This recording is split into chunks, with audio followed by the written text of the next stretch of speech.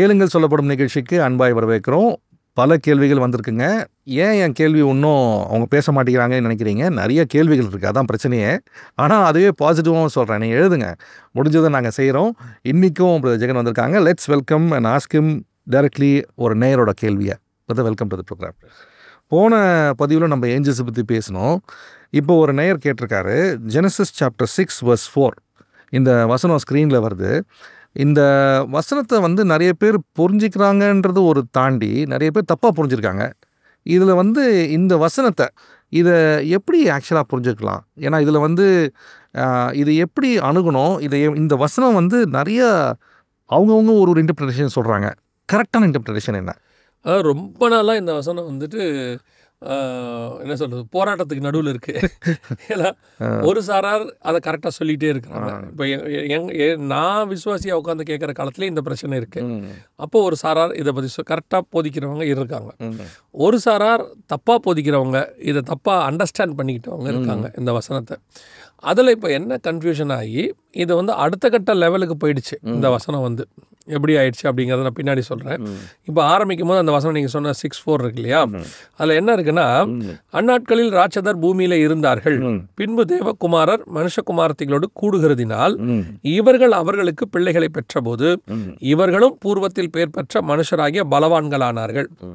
இப்போ இதை நம்ம கொஞ்சம் இப்போ இங்கிலீஷில் உங்ககிட்ட இருக்கு இல்லையா, அதில் இருக்கும்போது ராட்சதருங்கிறது ஜைன்ஸ்ன்னு இருக்கும். ஆமாம் இல்லையா? கடைசியா பலவான்கள்ன்றதுக்கு என்ன இருக்குது? They were mighty men who were of mighty men. ஜைன்ஸ்னு இருக்கு, mighty men இருக்கு.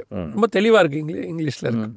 இப்போ இங்கே என்ன பிரச்சனை இருக்குது அப்படின்னு கேட்டிங்கன்னா, ஃபஸ்ட்டு தேவபுத்திரர், நான் ஒரு வேர்ட் பை வேர்டாக எக்ஸ்பிளைன் பண்ணுறேன். ஏன்னா அப்போ அவங்க புரிதலுக்கு ஈஸியாக இருக்கும். ஏன்னா அந்த தேவபுத்திரர்னு இருக்கு. இந்த தேவபுத்திரர் யார்? ஏன் இந்த சந்தேகம் அந்த தேவபுத்திரர்னா, இப்போ அங்கே உங்களுக்கு இங்கிலீஷில் என்ன இருக்குது அப்படின்னா, காட்ஸ் மென் இருக்கா, sons of God, sons of காட்னு இருக்கு, தேவனுடையதான பிள்ளைகள் அப்படின்னு இருக்கு இல்லையா. அப்படியே நீங்கள் ஜோபுக்கு வாங்க, யோபுவின் புஸ்தகத்துக்கு நீங்கள் வரும்போது அதில் 1ஆம் அதிகாரத்தில் யோபு கிட்ட ஆண்டவர் சில காரியங்கள் பேசுகிறார். பேசும்போது யோபுக்கு அந்த தூதர்கள்லாம் நிற்பாங்க. தூதர்கள் நிற்கும் போது சாத்தானும் நிற்கிறான்னு இருக்கு. அப்படி சாத்தானும் நிற்கும் போது 6வது வசனம் 1 and 6, ஒரு நாள் தேவபுத்திரர் கர்த்தருடைய சந்நிதியில் நின்ற போது சாத்தானும் அவர் நடுவிலே நின்றான் அப்படின்னு இருக்கு. இங்கிலீஷ்ல என்ன இருக்கு? சன்ஸ் ஆஃப் காட், அதே வார்த்தை, அதே வார்த்தை இருக்கா? அப்போ இந்த இடத்துல தேவபுத்திரர்னு வரும்போது சன்ஸ் ஆஃப் காட்னு இருக்கும்போது இதை ஏஞ்சலா நம்ம பார்க்குறோம். ஏன்னா தேவபுத்திரர் யாரும் மனுஷனுக்கு யாரும் பரலோகத்துக்கு வர முடியாது. So the sons of God அப்படிங்கிற வேர்டு இங்கே இருக்கிறதுனால, தேவபுத்திரர்னால இங்கேயும் தேவபுத்திரர்னு இருக்கு. ஆமாம். ஸோ ரெண்டுமே ஏஞ்சல் தானே அவங்க முடிவெடுக்கிறாங்க. ஆமாம், ஒரு டக்குன்னு ஒரு கிளான்ஸ் கொடுக்கும்போது அப்படி தான் கனெக்ட் ஆகுது. அப்போ தேவபுத்திரர் தான் அப்படின்னும் போது அது சன்ஸ் ஆஃப் காட், அதாவது ஏஞ்சல்ஸ் அப்படின்னு முடிவெடுக்கிறாங்க. இங்கே ஏஞ்சலுங்கிற வேர்டு யூஸ் ஆகலை, தூதனுங்கிற வேர்டு யூஸ் ஆகலை. ஏன்னா அதுக்கு முன்னாடி கேரூப் தூதர்களை பற்றி இருக்குது. இதுக்கு அடுத்து பின்னாடி வரும்போது தூதர்களை பற்றி சொல்லப்பட்டிருக்கிறது. ஆனால் இங்கே தூதனுங்கிற வேர்டு ஆண்டவர் யூஸ் பண்ணல. ஸோ இந்த இடத்துல சொல்லப்பட்டிருக்கிற சன்ஸ் ஆஃப் காட் அல்லது தேவபுத்திரர் அப்படிங்கிறது மனுஷனை குறிக்கிற வார்த்தை. எதை வச்சு நீங்கள் சொல்கிறீங்க அப்படின்னு சொன்னால், இப்போ இந்த வசனத்தில் கீழே இருக்கு, தேவபுத்திரர் மனுஷகுமாரத்திகளோடு கூட இணையும் போதுன்னு இருக்கு இல்லையா. அவங்க 2 பேரும் சேரும்போது குழந்தை பிறக்குதுன்ற மிக தெளிவாக வசனத்தில் இயேசு சொல்லிட்டாரு. தேவ தூதர்களால் மனுஷனை போல இணைய முடியாதுன்னு சொல்லிட்டாரு.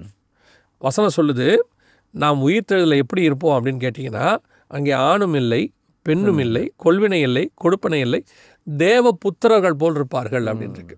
அப்போ ஆணும் இல்லை, பெண்ணும் இல்லை, பிள்ளை பிறக்கிறது இல்லை, கொள்வினை இல்லை, கொடுப்பனை இல்லைன்னா அப்போ தேவ புத்திரர்னா ஏஞ்சல்ஸ் மாதிரி இருப்போம், தேவ தூதர்கள் போல இருப்போம் அப்படின்ட்டார். அப்போ இங்கே இவங்க இணையிறாங்கன்னா இந்த இடத்துல கண்டிப்பாக என்ன கிடையாது அப்படின்னு பார்த்தீங்கன்னா, அது ஏஞ்சல்ஸ் கிடையாது. ஏஞ்சல்ஸால் அப்படி ஒரு வேலையை செய்ய முடியாது. அப்படி செஞ்சாங்கன்னா அவங்க ஏஞ்சல்ஸ் கிடையாது.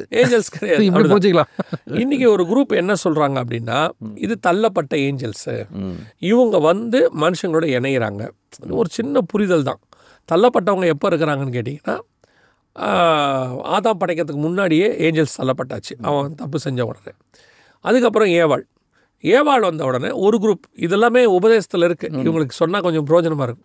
ஒரு குரூப் என்ன சொல்லுதுன்னா, 1 யோவானில் இருக்கு, பிசாசினால் உண்டான காயினை போல அப்படின்னு இருக்கு. அப்போ அதை என்ன எடுக்கிறாங்க அப்படின்னா, ஏவாளுக்கும் பிசாசுக்கும் கனெக்ஷன் ஆயிடுச்சு, அதனால தான் காயின் பிறந்தாரு அப்படின்னு. ஆனால் வசனம் தெளிவாக சொல்லுது, ஆதியாகமம் 4:1 ஆதாம் ஏவாளை அறிந்தான், அவள் ஒரு குமாரனை பெற்றாள், அவர் ஒரு மனுஷனை பெற்று காயினை பெற்றேன் என்றாள் அப்படின்னு. அப்படின்னா இந்த இடத்துல வசனம் என்ன சொல்லுது 1 யோவான்லனா, பிசாசினால் உண்டான காயின் அப்படின்னா என்ன அர்த்தம்னா பிசாசின் சிந்தனையினால் உண்டானவன். இப்போ பாவத்தில் உண்டானவனா என்ன அர்த்தம்னா ஒரு பாவமான மனுஷன் மூலமாக உண்டானவன், எனக்குள்ள பாவம் இருக்குன்னு அர்த்தம். இப்போ பல நேரங்களில் என்ன ஆகுது, இந்த புரிதல், தப்பான புரிதல் வரும்போது இவங்க எல்லாருமே என்ன சொல்லிடுறாங்கன்னா பிசாசு வந்து ஏவாளோட இணைஞ்சிருச்சு அப்படின்னு சொல்கிறாங்க. It's a wrong statement. அதை வச்சுட்டு ஏவாளை கேவலமாக திட்டுறவங்களாம் இருக்காங்க. என்ன கேட்டால் ஏவாள் மாதிரி தேவனுடைய அறிவு இருக்கக்கூடிய அநேகர் இப்போ இல்லை. காயின் பிறந்த உடனே அந்த அம்மா சொன்ன வார்த்தை, கர்த்தரால் ஒரு குமாரனை பெற்றேன். எவ்வளோ பெரிய வேர்டு அது தெரியுங்களா? அதை கொஞ்சம் தியானித்து பார்த்தீங்கன்னா இவங்க அசந்துருவாங்க. ஆதாமை தவிர அன்றைக்கி யாருமே கிடையாது பூமியில், இல்லையா? ஏவாளுக்கு பிரசவம் பார்த்தது யார்?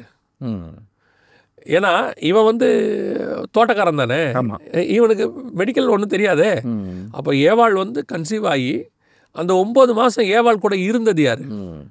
இவன் ஒரு மனுஷன் இருக்கலாம், பட் இப்போ நீங்கள் உப்பே தெரியும், ப்ரெக்னெண்ட்டாக இருக்கிற லேடிஸ் படுற கஷ்டங்கள் அந்த 9 மாதம், அது வந்து மரண வலின்னு சொல்லுவாங்க. அந்த நேரத்தில் வயிறு வீங்கும், கால் வீங்கும், எல்லாமே செய்யும். இதெல்லாமே இன்னைக்கு இருக்கிறவங்களுக்கே பயப்படுறாங்க. இத்தனாயிரம் குழந்தை பிறந்த பிறகு அவங்களுக்கு கூட அம்மா இருக்காங்க, அக்கா இருக்காங்க, அவங்களே பயப்படுறாங்க. டாக்டர்ஸ் இருக்காங்க, இவ்வளோ பேரும் சொல்கிறாங்க பயப்படாத, இது இப்படி தான் இருக்குன்றாங்க, அவங்களே பயப்படுறாங்க. அன்றைக்கி ஏவாளுக்கு எதுவுமே தெரியாது. ஃபஸ்ட்டு மதர் வாமிட் எடுத்தால் கூட ஏன் வாமிட் எடுக்கிறோன்னு தெரியாது. ரெண்டாவது, ஏவாள் வந்து மரணத்தையே பார்த்ததில்ல. அது வரைக்கும் அவங்க மரணம் ஒன்று உலகத்திலே மரணம் இல்லை, பூமியில் மரணமே இல்லை. இப்போ ஏவாளுக்கு ஆண்டவர் சொன்னது, நீ புசிக்கும் நாளிலே சாகவே சாவை. இந்த அம்மா தான் ஃபஸ்ட்டு சாப்பிட்டாங்க. இப்போ இந்த அம்மா என்ன நினைப்பாங்க, ஒருவேளை பழம் சாப்பிட்டதுனால இப்படி ஆகுதோ, ஒருவேளை எனக்கு மட்டும் ஆகுது, அவனுக்கு ஒன்றுமே ஆகலையே, ஆதாம் நல்லா தானே இருக்காரு, ஒருவேளை எனக்கு மட்டும் ஆகுதே, எவ்வளோ டிப்ரெஷன், உள்ள ஸ்விங் பயங்கரமாக எப்படி இருந்திருக்கும். இப்போ டாக்டர் சொல்கிறாங்க ப்ரெக்னெண்ட்டாக இருக்கும்போது நீங்கள் கவலைப்படக்கூடாது, பிள்ளைக்கு ஆகாதுன்றாங்க. அந்த அம்மா எவ்வளோ கவலையில் இருந்திருப்பாங்க. கூட தாய் கிடையாது, கூட வந்துட்டு சகோதரிகள் கிடையாது, இந்த அறிவு இருக்கக்கூடிய ஒரு ஆளே யாருமே இல்லை, டாக்டர்ஸ் கிடையாது. அப்போ இவ்வளோத்துக்கும் யார் கூட இருந்தால் அந்த அம்மாவை கன்சோல் பண்ணியிருப்பா? தேவனே பண்ணியிருப்பாரு. தேவனே பண்ணியிருப்பாரு. இப்போ அந்த சுகப்பிரசவமோ ஆப்ரேஷனோ எது வேணா இருக்கட்டும், ஏவாளுக்கு பண்ணது யாரு? ஆப்ரேஷன் பண்ணி தொப்புள் கொடி அறுத்தது யாரு? காயினுக்கு. ரொம்ப ஈஸியாக ஏவாளை பற்றி இவங்கெல்லாம் பேசிட்டு போயிடுறாங்க. அந்த அம்மா ஒரு தடவை தான் பழம் சாப்பிட்டுச்சு, இன்னைக்கு அந்த அம்மாவை பேசுகிறவங்களாம் டெய்லி பழம் சாப்பிட்டுக்கிட்டு இருக்காங்க. இன்னைக்கு அந்த குழந்தைய பெற்றெடுக்கிறதுக்கு அந்த அம்மா பட்ட பாடு எவ்வளோ இருந்திருக்கும். காடே அந்த அம்மாவுக்கு வந்து பிரசவம் பார்த்துருக்கிறாருன்னா அந்த அம்மா சொல்லுது, தேவனால் ஒரு மனுஷனை பெற்றேன், கர்த்தரால் ஒரு குமாரனை பெற்றேன். பெற்றேன்னா என்ன அர்த்தம்? நான் அந்த ஹாஸ்பிட்டலில் குழந்தைய பெற்றேன் அப்படின்னா என்ன அர்த்தம்? இந்த ஹாஸ்பிட்டல் வந்து எனக்கு பிள்ளை பிறக்கிறதுக்கு உதவி செஞ்சிச்சுன்னு அர்த்தம். பெரிய ஸ்டேட்மெண்ட், அது மிகப்பெரிய ஸ்டேட்மெண்ட். சாதாரணமாக இருக்கும். அவ்வளோ அந்த அம்மா கன்சோல் பண்ணி, அது சரி குழந்தை பிறந்துருச்சு, அதுக்கப்புறம் அந்த அம்மா யார் பார்த்துக்கிறது? எவ்வளோ பெரிய விஷயம் இருக்கு.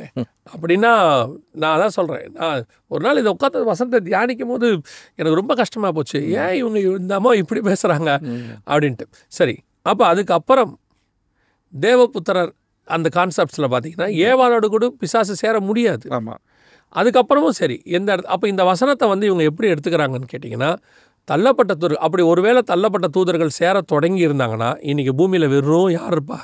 தள்ளப்பட்ட தூதருடைய பிள்ளைகள் தான் இருந்திருப்பாங்க. முழுக்க முழுக்க அவங்க தான் இருப்பாங்க.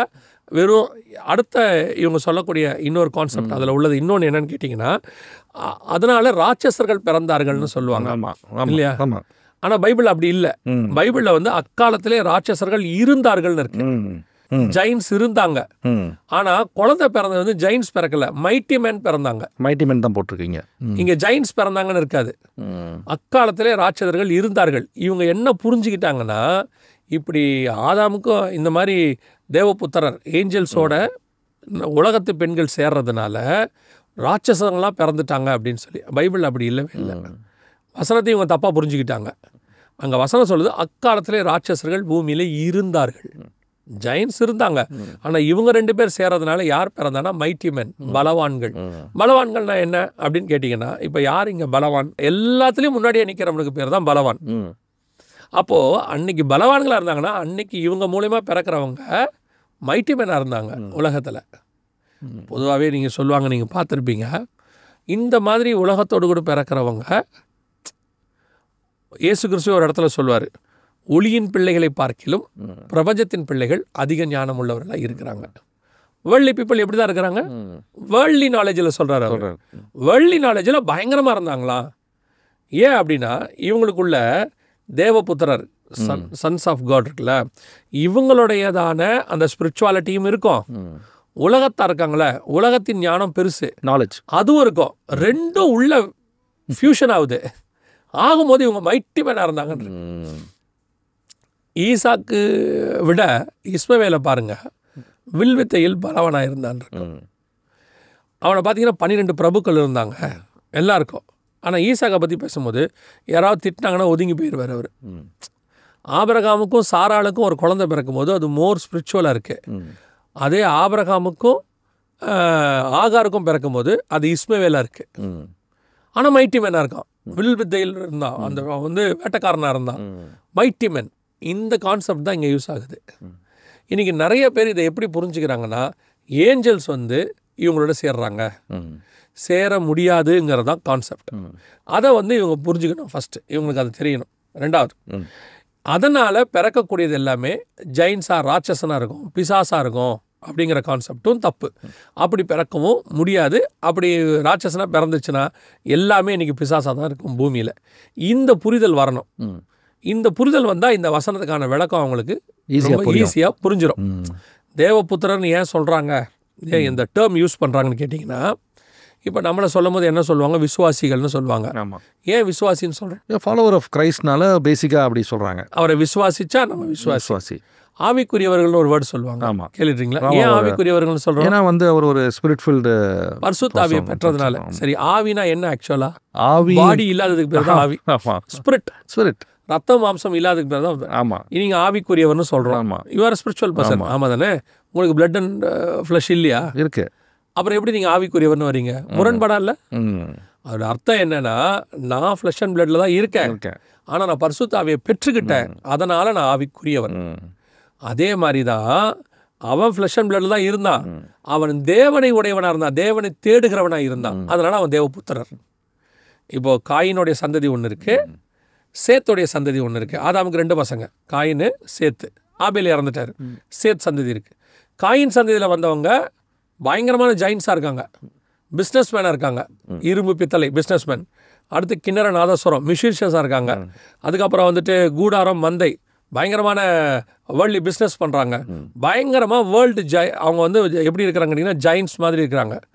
இப்போ இங்கே யாருன்னு கேட்டிங்கன்னு சொன்னால் வசனம் சொல்லுது, அவர்கள் தேவனை தொழுது கொண்டார்கள். இவங்கிட்ட அந்த மாதிரி எந்த விதமான பெரிய ஜாயிண்ட் வேலையும் இல்லை. இவன் வந்து ஓர்ஷிப்பிங் த காட். வசனம் சொல்லுது தேவனை தொழுது கொண்டார்கள்.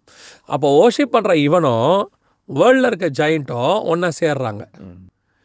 இந்த ஓர்ஷிப் பண்ணுறவனுக்கு பேர் தேவபுத்திரன், தேவனை தேடுகிறதுனால. இவன் தேவனை தேடாததுனால அவன் மனுஷகுமாரத்து. தேவனுக்கு உடையவங்க, தேவனை அல்லாதவங்க, விசுவாசி அவிசுவாசி, ஆவிக்குரியவன் புறஜாதியார். இந்த கான்செப்ட் சொல்கிறோம்ல, இதே கான்செப்ட் தான் இங்கே தேவபுத்திரர் மனுஷகுமாரத்திகள். அதான் இங்கே மிக்ஸ் ஆகும்போது தான் அடுத்தது பார்த்தா ரொம்ப டேஞ்சரஸாக வருது. இதுக்கு பின்னாடி இன்னொரு ஸ்பிரிச்சுவல் தாட்டும் இருக்கு. அதாவது ஆண்டவர் திருப்பி சொல்வார், விசுவாசி அவிசுவாசியோடு கூட பிணைக்கப்படாது இருப்பாங்க. இங்கே தான் அந்த ப்ராப்ளம் ஸ்டார்ட் ஆகுது. இந்த ப்ராப்ளம் இங்கே தான் ஸ்டார்ட் ஆகுது. ஏன்னு கேட்டிங்கன்னா, அவிசுவாசியோட விசுவாசி பிணைக்கப்படும் போது ஒரு ராங் ஒரு பூம் உண்டாகும். நீங்கள் சரியாக கரண்ட்டை கொடுங்க, கரண்ட் கரெக்டாக ஃப்ளோ ஆகி வீட்டுக்கே கரண்ட் வெளிச்சம் வந்துடும். அது தப்பாக நீங்கள் வச்சுட்டீங்கன்னா வெடிச்சிடும் பாருங்க.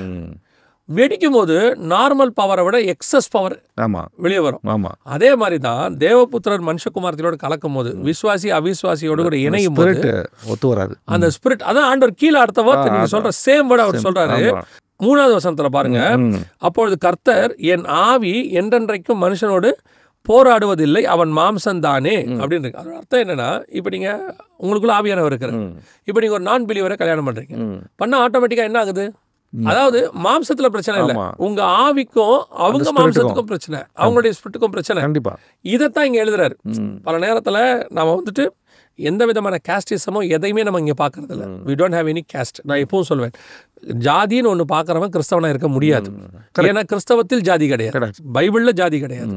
ஸோ இங்கே ஜாதி பார்க்கல, ஏற்றத்தாழ்வு பார்க்கல, எதையுமே பார்க்கல. ஆனால் எதை பார்க்குறோம் அப்படின்னு கேட்டால் விசுவாசம் அவிசுவாசம் பார்க்குறோம். உன் நம்பிக்கை எதன் அடிப்படையில் இருக்கு, அதைத்தான் இங்கே பார்க்குறோம் நம்ம.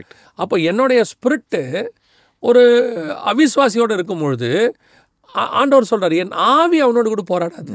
இன்றைக்கி நிறையா பரிசுத்தாவின் அபிஷேகம் பெற்றவங்க இந்த வேர்டை வச்சுக்கிட்டு என்ன சொல்கிறாங்க, நாங்கள் ஏன் போய் நான் பிலீவரை கல்யாணம் பண்ணக்கூடாது அப்படின்னு பண்ணும்போது இவங்களுக்கு ஒன்று தெரியல, என் மாம்சமும் அவங்க மாம்சம் மட்டும் இணையில, என் ஆவி உள்ளுக்குள்ள இருக்க ஆவி அவங்களோட போராடுது. ஏன்னா அவன் ஆவியில் இல்லை, அவனுக்கு அந்த பரிசுத்தாவி இல்லை, உணர்த்தக்கூடியதில் இல்லை, கண்டித்தல் இல்லை. அது இங்கே போராடுது. இவங்க எதை வச்சு டிசைட் பண்ணிக்கிறாங்கன்னா, அவர் நல்லவர், சிகரெட் பிடிக்க மாட்டார், குடிக்க மாட்டார், நல்லா சம்பாதிக்கிறார். இங்கே பிரச்சனை அதுவே இல்லை, ஸ்பிரிட் வேர்ல்டுக்குள்ளே இருக்கோம் நம்ம. இல்லை, இதை வந்து பிள்ளைங்களும் கவனிக்கணும். அதுக்கு தான் சொல்கிறேன். ரொம்ப லைட்டாக எடுத்துக்கிறாங்க இந்த டிஜிட்டல் வேர்ல்டில், என்ன வேணாலும் பண்ணலாம் அப்படின்னு. இவங்க எப்படி எடுத்துக்கிறாங்கன்னு கேட்டிங்கன்னு சொன்னால், இந்த ஒரு திருமண காரியங்களாக இருக்கட்டும், அந்த இணையிற காரியங்களாக இருக்கட்டும், இவங்க எப்படி எடுத்துக்கிறாங்க அப்படின்னு சொன்னால், இப்போ என்ன பிரச்சனை, இப்போது நான் வந்து பார்த்துட்டு இருந்தவர் நல்ல வேலை தானே பார்க்குறாரு, அவர் வந்துட்டு நல்லா சம்பாதிக்கிறாரு, எல்லாம் இருக்கிறாரு, நான் ஃபேஸ்புக்கில் பார்த்தேன், ட்விட்டரில் பார்த்தேன், அவர் நல்லா இருக்காரு அப்படின்னு. இங்கே பிரச்சனை அதுவே இல்லை. கொஞ்சம் பணம் குறைவாக இருக்கிறவனும் ப்ராப்ளம் இல்லை, அவன் ஏதோ ஒன்று பண்ணி எல்லாம். நம்ம இங்கே எல்லாருமே ஒரு காலத்தில் கஷ்டப்பட்டவங்க தான், முன்னேறி தான் வந்திருக்கிறோம். ஆனால் இங்கே எங்கே பிரச்சனை வருது, என்னுடைய ஸ்பிரிட்டுக்கும் அவங்களுக்கும் பிரச்சனை வருது. அது ஒரு இடத்தில் தேவனுக்கும் அவங்களுக்கும் பிரச்சனை வரும். ஆமாம், அது போக போக கான்ஃப்ளிக்ட் தான் வரும், அதிகமாக ஆகுது. இவங்க உடனே இவங்க என்ன, இப்போ இருக்கவங்களாம் என்ன சொல்கிறாங்கன்னு கேட்டிங்கன்னா,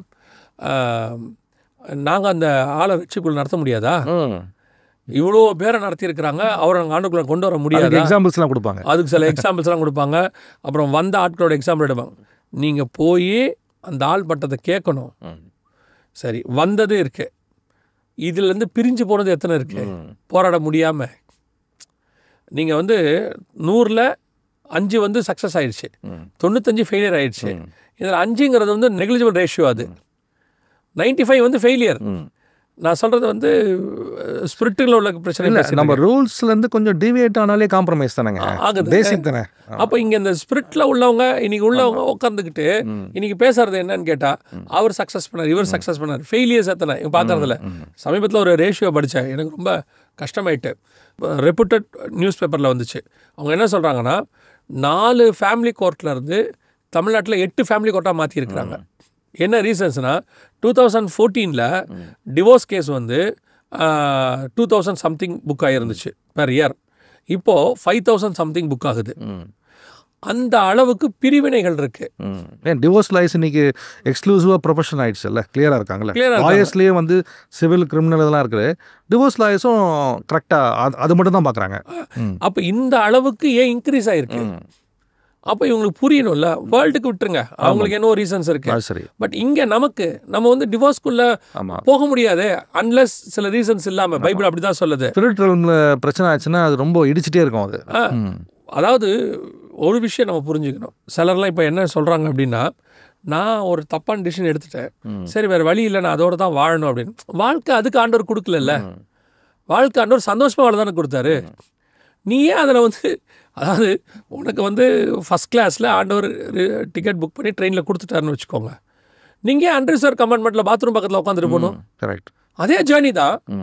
நான் அதே ஊருக்கு தான் போகிறேன், டெல்லிக்கு போகிறேன், 3 நாள் ட்ரெயின், 2 நாள் ட்ரெயின், 24 hours 48 hours. எனக்கு ஆண்டவர் என்ன பண்ணுறாரு, நீ ரொம்ப லாங் ஜேர்னி போகிறப்பா, you want to be peaceful. நான் என்ன செய்கிறேன், உனக்கு ஃபஸ்ட் கிளாஸில் புக் பண்ணி நல்லா பண்ணி கொடுக்குறேன். God knows every thing. நீ வந்துட்டு இல்லை நான் அன்ரிசர்வ்டில் உட்காந்துட்டு போனேன். ஜேர்னி ஒன்று தானுங்க, டெல்லி தானே போனோம், எங்கே உட்காந்துட்டு போனால் என்ன அப்படின்னு கேட்டிங்கன்னா நம்ம என்ன பதில் சொல்ல முடியும்? காட் யாரையுமே கஷ்டப்படுத்தணும்னு விரும்பவே இல்லை. நம்ம கஷ்டப்படக்கூடாதுன்றதுக்கு தான் அவர் மரணத்தை ஏற்றுக்கிட்டார். இன்றைக்கி ஒரு குரூப் உட்காந்துக்கிட்டு இந்த ஆவி மனுஷனோடு கூட போராடிக்கிட்டு இருக்கு, போய் அங்கே செலக்ட் பண்ணி அதை பண்ணி இதை பண்ணி, அதனுடைய விளைவு இன்றைக்கி என்ன ஆயிடுச்சுன்னா, இப்போ நான் சொல்கிறேன், இந்த ஃபாலன் ஏஞ்சல்ஸ் இருக்காங்களே, தள்ளப்பட்ட தூதர்கள், நம்ம ஆவியோடு கூட அவனுக்குள்ளே அந்த ஆவி இருந்துச்சுன்னு வச்சுக்கோங்க, என்ன ஆகும்? நமக்குள்ளே பரிசுத்தாவி இருக்குது, ஒருவேளை அவனுக்குள்ளே அசுத்தாவி இருந்துச்சுன்னா ரொம்ப கஷ்டம். என்ன நடக்கும் பாருங்க. இது வந்து எப்படி இருக்குன்னு கேட்டிங்கன்னா, ஒரு நியூக்ளியரும் இன்னொரு நியூக்ளியர் பிளான்ட்டும், அவன் நம்மக்கிட்ட இருக்க நியூக்ளியர் பிளான்ட் வந்து எதுக்குன்னா எலக்ட்ரிசிட்டிக்காக, யுரேனியத்துக்காக நம்ம வச்சுருக்கோன்னு வச்சுக்கோங்க. அவன் வந்து குண்டு தயாரிக்க வச்சிருக்கான். ரெண்டும் ஒன்றா சேர்ந்துச்சுன்னா என்ன ஆகும்?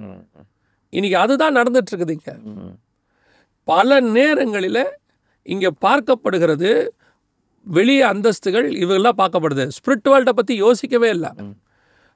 நீங்கள் பணம் கூட குறைவாருங்க, படிப்பு குறைவாருங்க, அது கூட அக்செப்டபிள். ஆனால் அவிசுவாசி பரிசுத்தாவியை பெறாதவனோட நீங்கள் இணைஞ்சிட்டிங்கன்னா உங்கள் லைஃப் இருக்கிறதுலே ஒஸ்ட் கண்டிஷனுக்கு போயிடும். நீங்கள் போவீங்க, லைஃப் ஓட்டுவீங்க, கேட்டால் சொல்லுவீங்க நாங்கள் 10 வருஷமாக அப்படி பண்ணி தான் இருக்கோம், நாங்கள் 10 வருஷமாக இல்லையாம்மா. எப்படி இருந்தீங்கன்னு சொல்லுங்கள், அதுதானே இங்கே முக்கியம். லைஃபோட எக்ஸ்பீரியன்ஸ் என்ன? நான் 10 வருஷம் வாழ்ந்ததுங்கிறது எக்ஸ்பீரியன்ஸா, 10 வருஷம் எப்படி வாழ்ந்தேங்கிறது எக்ஸ்பீரியன்ஸா?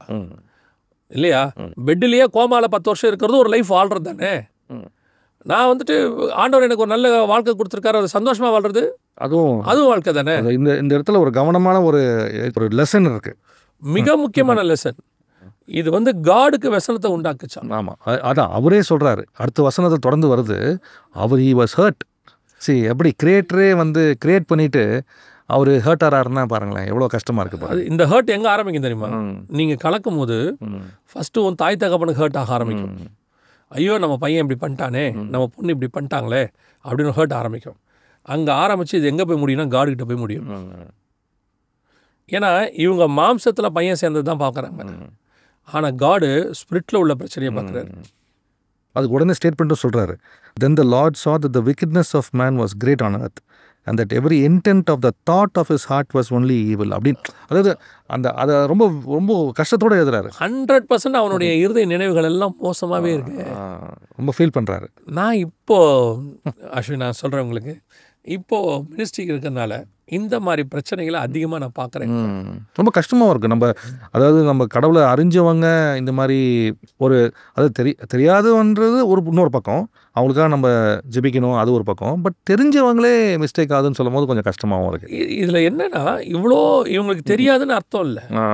இவங்க முழுக்க முழுக்க எதை பார்க்குறாங்க அப்படின்னா இந்த தேவபுத்திரர் மனுஷகுமாரத்திகள். அதுக்கு ஒரு ரீசன் இருக்கும் பாருங்களேன். அதுதான் ஏன் இந்த தேவபுத்திரர் மனுஷகுமாரோட சேர்ந்தாங்கன்றதுக்கு ஒரு ரீசன் வச்சிருப்பாரு. அந்த 2வது வசனத்துல இருக்கு, தேவகுமாரர்கள் மனுஷகுமாரத்திகளை அதிக சௌந்தியம் உள்ளவனுக்கு கண்டு. இன்னைக்கு வேர்ல்டு இந்த ஃபேண்டசி, அழகு, பியூட்டி, எக்ஸ்டர்னல் பியூட்டியா, இதைத்தான் இன்னைக்கு வேர்ல்டு பார்க்குது. ஸ்பிரிச்சுவல் ஸ்டாண்டர்ட் இல்லை, ஸ்பிரிச்சுவல் ஸ்டாண்டர்ட் யோசிக்கல. சமீபத்தில் நான் ஒருத்தரோட பேசிகிட்டு இருந்தேன்.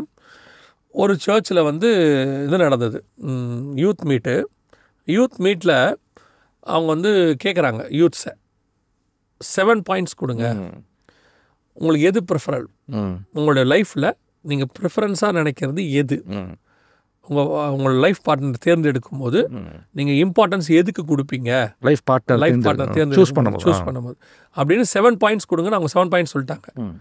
ஆச்சரியம் என்ன தெரியுமா, 7 பாயிண்ட்ஸ் வரைக்கும் ஸ்பிரிச்சுவாலிட்டி இல்லை அதில் எடுத்தாங்க. இது நடந்தது வந்து இங்கே தமிழ்நாட்டில். 7 பாயிண்ட்ஸ்லுமே ஸ்பிரிச்சுவாலிட்டி இல்லை. ரொம்ப ஆச்சரியமாகி போச்சு. 3வது 4வது பாயிண்டில் கூட அவங்களுக்கு வந்து இதுதான் வருது, உங்களுடைய கேரக்டர் வருது. 3rd பிளேஸில் 4th பிளேஸில் தான் கேரக்டர். ஃபர்ஸ்ட் பிளேஸ் என்னங்கிறீங்க, உங்கள் ஆஸ்தி, சம்பாத்தியம், வேலை, பணம், இப்படி தான் இருக்குது. எக்ஸ்டர்னல் தான் இருக்குது. உங்களுடைய கேரக்டருங்கிறதே 4th பிளேஸில் வருது, 3rd பிளேஸில் வருது. அது 7லுமே ஸ்பிரிச்சுவாலிட்டி இல்லை. அப்புறம் நடத்தின பர்சன் கேட்டிருக்காரு, நீங்கள் ஸ்பிரிச்சுவாலிட்டின்னு ஒன்று சொல்லலையேன்னா 8th பிளேஸில் ஸ்பிரிச்சுவாலிட்டின்னு எழுதியிருக்காங்க. சொன்ன பிறகு இதுதான் இன்னைக்கு உள்ளதான சர்ச் நிலைமை, சர்ச் யூத்ஸ் நிலைமை. இப்போ இவங்க அத்தனை பேருக்குள்ள இருக்கிற ஆவி மாம்சத்தோட போராடாதா? கண்டிப்பாக போராடும். தேவன் வசனப்படுவாரா மாட்டாரா? அப்போ இவங்க அத்தனை பேருமே அதிக சௌந்தரியம் தானே பார்க்குறாங்க, அழகை தானே பார்க்குறாங்க. அழகுனா எக்ஸ்டர்னலாக நான் சொல்லக்கூடியது வெறும் முக அழகை மட்டும் இல்லை.